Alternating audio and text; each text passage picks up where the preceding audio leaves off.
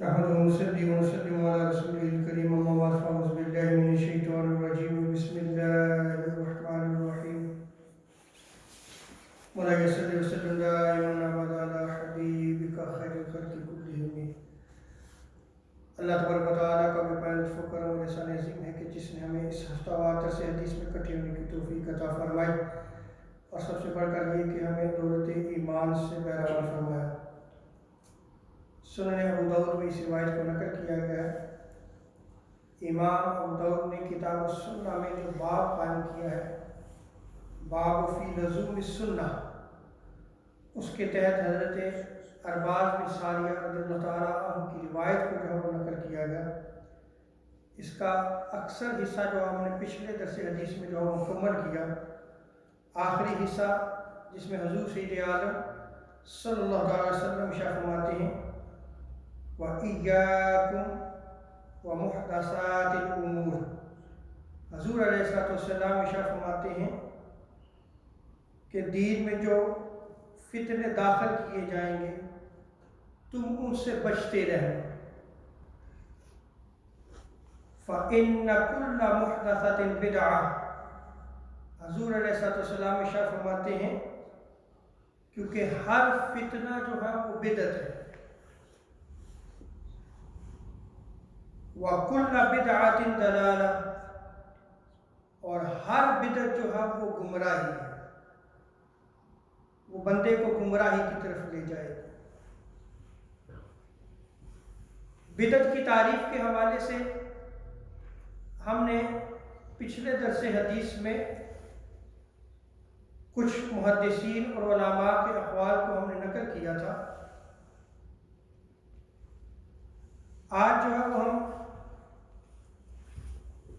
دیگر محدثین کے حوالے سے جو ہے وہ نقل کریں گے کہ انہوں نے اس کی تعریف کیا کی ہے. ابن حجر اسقلانی رحمۃ اللہ تعالی علیہ فتح الباری میں آپ فرماتے ہیں کہ محدثہ سے مراد ہر ایسا نیا کام ایجاد کرنا جس کی شریعت میں کوئی اصل موجود نہ ہو. اس محدثہ کو اصطلاح شریعت میں بدعت کہتے ہیں. لہذا کسی کام کو بدعت نہیں کہا جائے گا جس کی اصل شریعت میں موجود ہو. یعنی ایسا نیا کام جس کی اصل شریعت میں موجود ہو اس کو جو ہے وہ بدعت نہیں کہا جائے گا. جیسے میلاد رسول صلی اللہ علیہ وسلم اس کی اصل شریعت میں موجود ہے.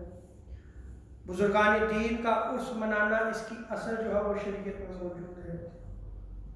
ایصال ثواب اس کی اصل جو ہے وہ شریعت میں موجود ہے. یا دیگر جو ہے وہ سماجی اور روحانی امور جن کی اصل جو ہے وہ شریعت میں موجود ہو اس کو جو ہے وہ بدعت گمراہی نہیں قرار دیا جا سکتا. ابن حجر اسقلانی رحمۃ اللہ تعالی علیہ آگے فرماتے ہیں کہ شرعی اعتبار سے بدعت فقط بدعت مذمومہ کو کہتے ہیں. ایسی بدعت، ایسا نیا کام جس کی شریعت میں مذمت کی گئی ہے،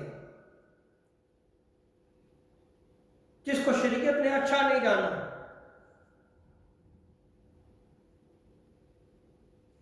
اور بدعت لغویہ کو جو ہے وہ بدعت گمراہی نہیں قرار دیا جائے گا. یعنی بدعت لغویہ سے مراد کیا ہے کہ ایسا کام جو حضور نے نہیں کیا یا حضور علیہ السلام کے بعد صحابہ نے بھی نہیں کیا لیکن بعد میں جو ہے وہ کیا گیا.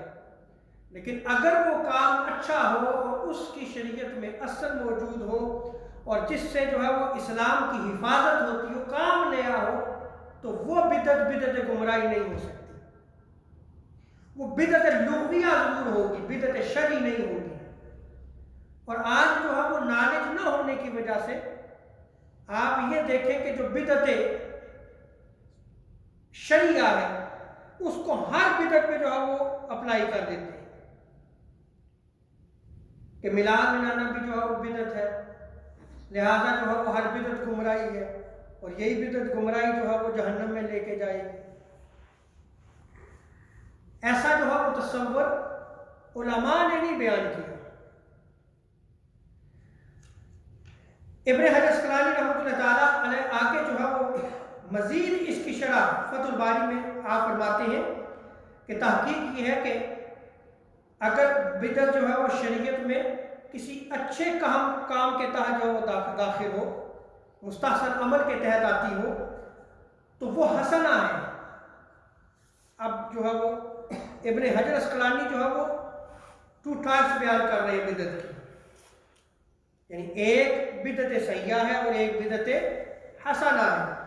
کہتے ہیں کہ جو کام نیا ہو لیکن وہ کسی مستحسن کے تحت داخل ہو تو اس بدعت کو، اس نئے کام کو حسنہ کہیں گے، اور اگر وہ شریعت کی ناپسندیدگی کے تحت آتا ہو تو وہ جو ہے وہ بدعت سیئہ ہوگی، وہ بدعت سیئہ ہوگی، پوری بدعت ہوگی، اس سے منع کیا گیا۔ اسی طرح سید شریف جرجانی کتاب التعریفات میں جو ہے وہ بدعت کی تعریف فرماتے ہیں۔ آپ فرماتے ہیں کہ بدعت صرف وہ کام ہے جو سنت کے مخالف ہو، اور اس کو بدعت اس لیے کہتے ہیں کہ اس کا قائل امام کے قول کے بغیر اس کی جو ہے وہ ایجاد کرتا ہے، اختراع کرتا ہے، ایجاد کرتا ہے، نکال لیتا ہے۔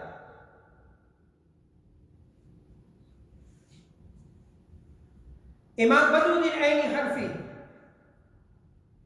عمدۃ القاری شرح صحیح بخاری میں جو ہے وہ آپ بدعت کی تعریف کرتے ہوئے فرماتے ہیں کہ بدعت اصل میں ایسے نئے کام کو بجا لانا ہے جو حضور صلی اللہ علیہ وسلم کے زمانہ میں نہ ہوا۔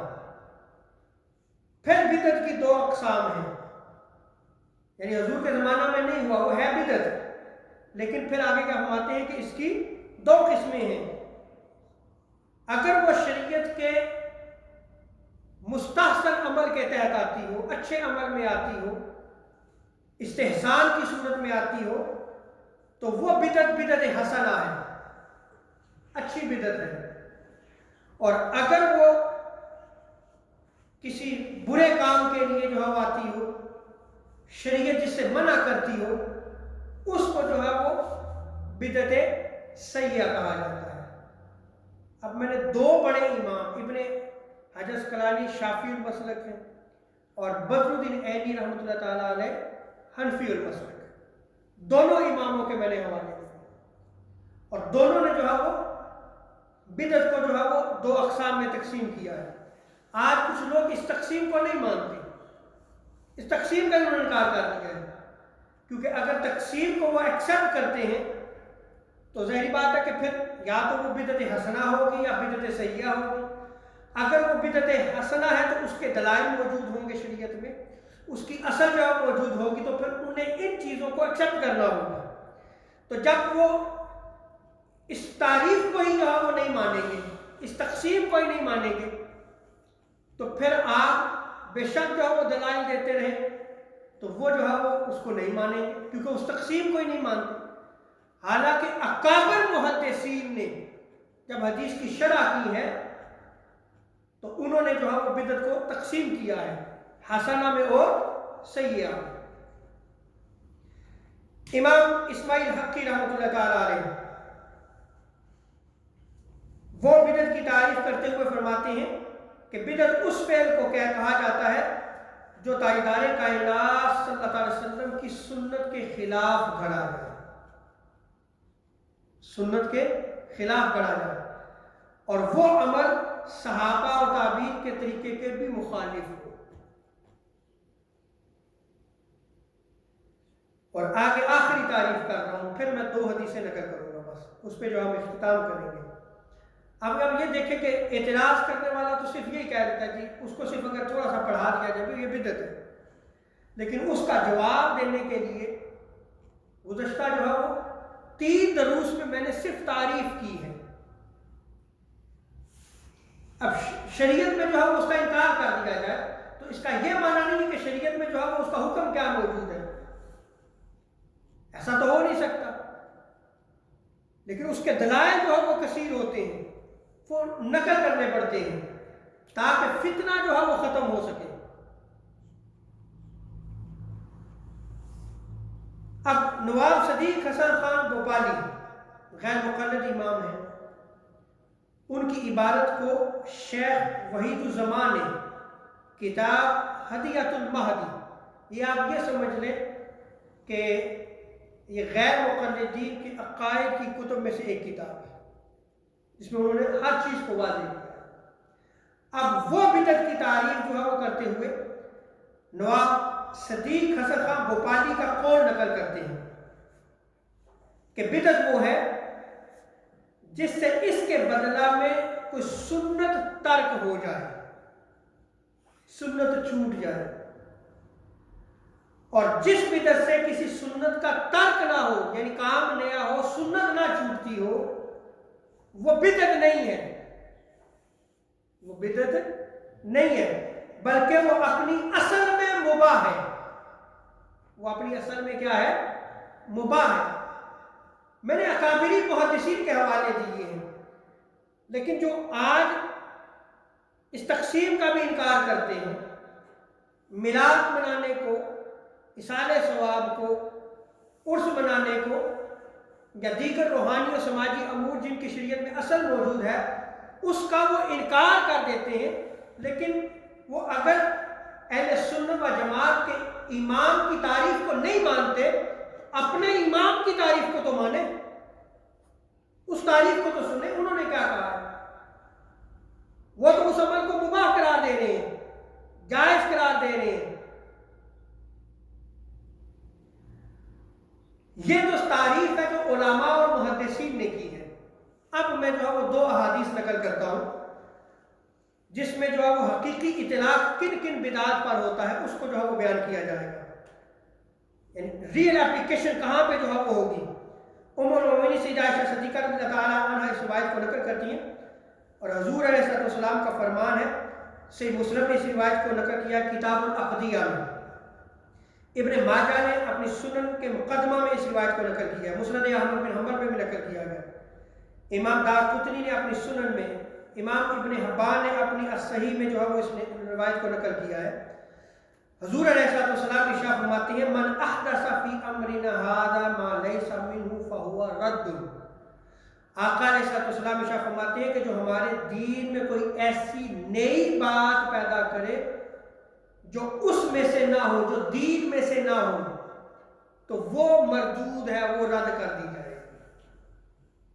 اب دیکھیں تعریف کا حقیقی اطلاع حدیث سے سمجھے آپ۔ حضور نے کیٹیگوری بالکل واضح فرما دیا کہ دین میں ایسی بات جس کا تعلق دین کے ساتھ نہ ہو، وہ جو چیز ہے وہ کیا ہے؟ وہ مردود ہے، اور جس کی اصل موجود ہو وہ رد نہیں کی جا سکتی، جو دین کے ساتھ ٹکراتی نہ ہو، جس سے حضور علیہ السلام کی سنت کی مخالفت نہ ہوتی ہو، حضور کی سنت نہ اٹھتی ہو، وہ کیا ہے؟ مباح و جائز ہوگی۔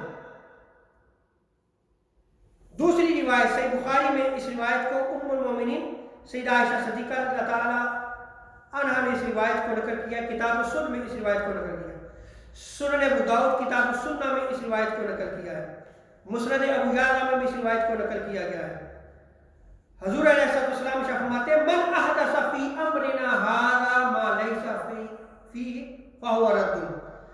جو ہمارے دین میں، ہمارے اس دین میں کوئی ایسی نئی بات پیدا کرے جو اس میں اصلاً نہ تھی، وہ بھی مردود ہے، وہ رد کر دی جائے۔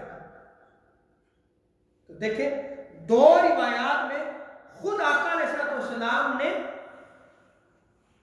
جو ارشاد فرمایا ما لیس منہ یا ما لیس فیہ، دونوں کا نقل کیا ہے، وہ کیا ہے؟ وہ رد کر دی جائے۔